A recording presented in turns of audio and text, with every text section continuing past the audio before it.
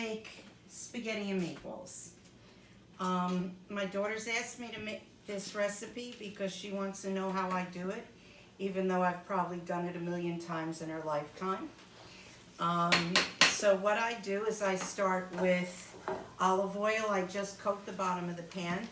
I do not want to get my tomato sauce greasy. I just want it to saute the onions and garlic.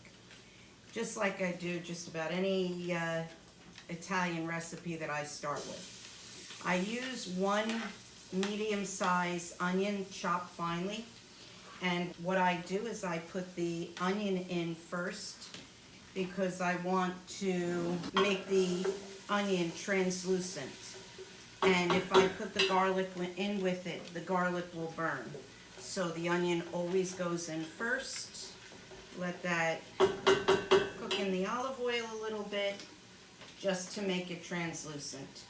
While I'm doing that, I open the cans of tomato puree. So the onions have been simmering a little bit in the olive oil. If you look at them, you'll see that they're getting there. They're a little bit clearer. Just about done, so I'm going to add my crushed garlic. And I use the garlic press for it. Like I usually use 1 large clove per can, but I don't have any really large cloves of garlic, so I'm using 5. I may put in more, depending on how it smells. But I don't want it to burn my garlic. I don't want it to brown and get that bitter flavor. Almost tastes like nuts. I don't like that. Okay.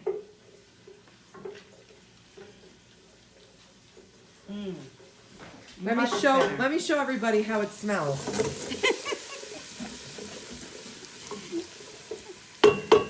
You see it? Yeah. Okay. Now I'm going to add my cans of tomatoes. For this, I'm putting in 4 cans of tomatoes.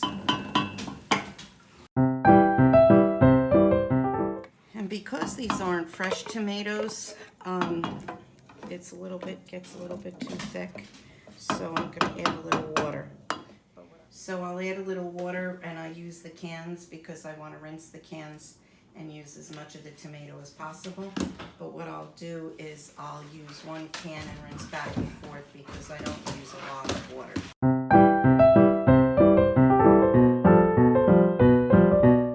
Alright, now, this is where you get mad at me again.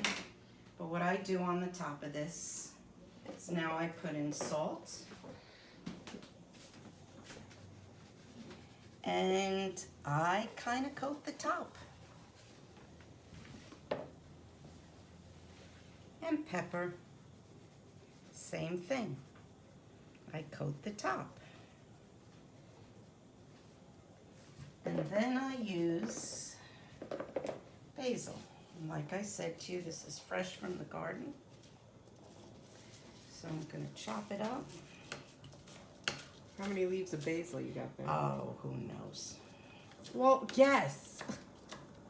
Well, leaves are different sizes. Once I chop it up, I'll tell you exactly, just about how much is in there.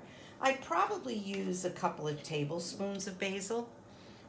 But again, you can use dry basil for this. It doesn't have to be fresh basil. It's just that because I have this from the garden, because it's the summer and I have everything fresh, I'll use the fresh basil.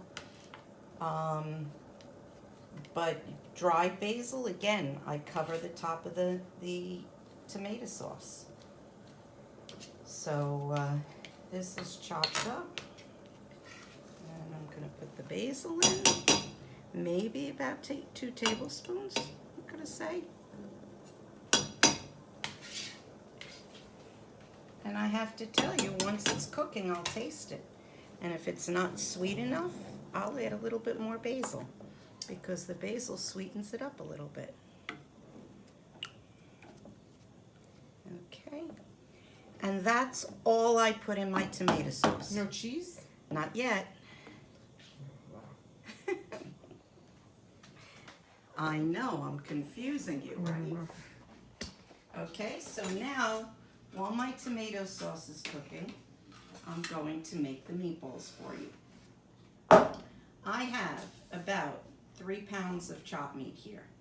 The way I learned to do this is I use 1 slice of bread for every pound of meat and 1 egg for every 2 pounds of meat. But because I have an odd number of meat, 3 pounds, I go up with the egg. Okay, so I'll use two eggs for this. If it were 2 pounds, I would just use 1 egg. If it were 4 pounds, I would still use 2 eggs. What I do with the bread is I wet it until it's very, very wet. So give me a minute. The bread is wet, soaking wet, and I break it up. Okay, then I add my eggs.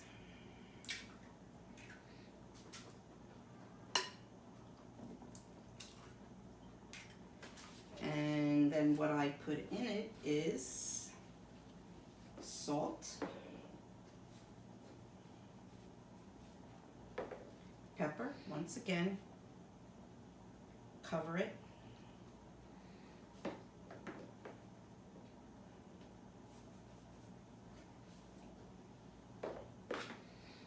parsley,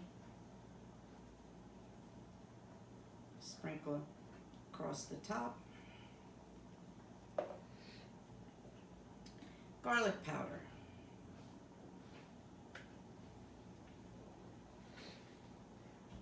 add a little bit more garlic powder, like make it a little bit a heavier layer rather, on the top.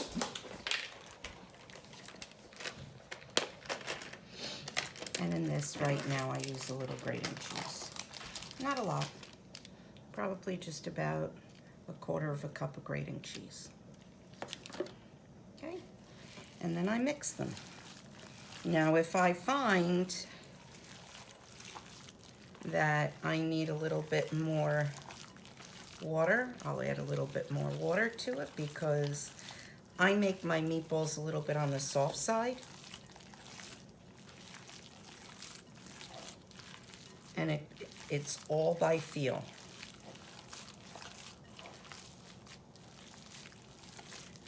So I like my, again, it's the way I was taught to cook. It's the way my mother made meatballs. My mother learned to make the tomato sauce and the meatballs from my great-grandmother, who was born and raised in Italy. She came here when she was pregnant, I believe, with my grandfather. I have records of her coming over here, and I have records of her living in Lyndhurst. I have her marriage records. I have, not her marriage records, my grandfather's birth records. He was born in 1897 in New York City, but they were living in Lyndhurst at the time. My great-grandfather was a street cleaner in New York City. When my grandfather was born, he was which means a street cleaner means that he cleaned the cow poop, or not the cow poop, the horse poop from the streets. He would go around and scoop the garbage up and the animal waste and everything, and that was his job. Okay, so this is just about right. Now, again, you're gonna get mad at me because this is what I do. Nope. Needs a little bit more garlic. You smelt it? I smelled it. Ridiculous. It doesn't smell right. You have to, the meatball is going to smell the way you want it to taste. So for anybody who's never tasted my mother's meatballs, I'm very sorry that you won't be able to recreate this recipe, but maybe you can just have them smell the way you want them to taste. And Exactly. hopefully that'll work out for you. Exactly. That's exactly what you want. What do you want a meatball to taste like? Apparently garlic. You like a little garlicky meatball, don't you? So you're adding more garlic, you're adding more salt, you're And adding I'm more going to add a little bit more cheese. cheese. Yeah, because it's not right yet.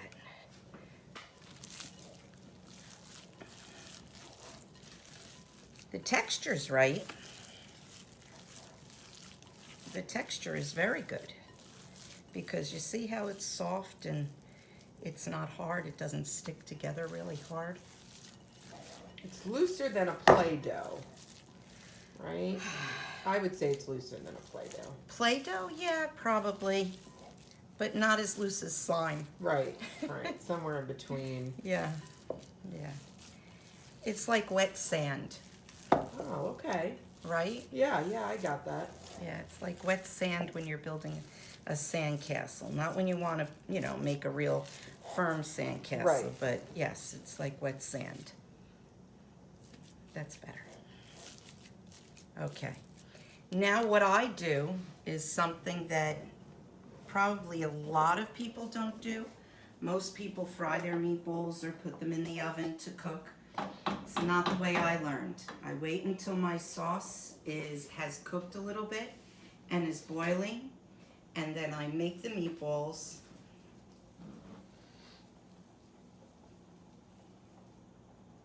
And I drop them in. But I'm not going to do that because the sauce has to cook a little bit longer. So once that's cooked, then I can put the meatballs in. No breadcrumbs. I only put breadcrumbs in if I've added too much water. If I've added too much water and it's too moist, then I add a little breadcrumb to firm it up. But otherwise, I don't add the breadcrumb. So they were there just in case I needed them. Yep. Got it. Got it. That was it.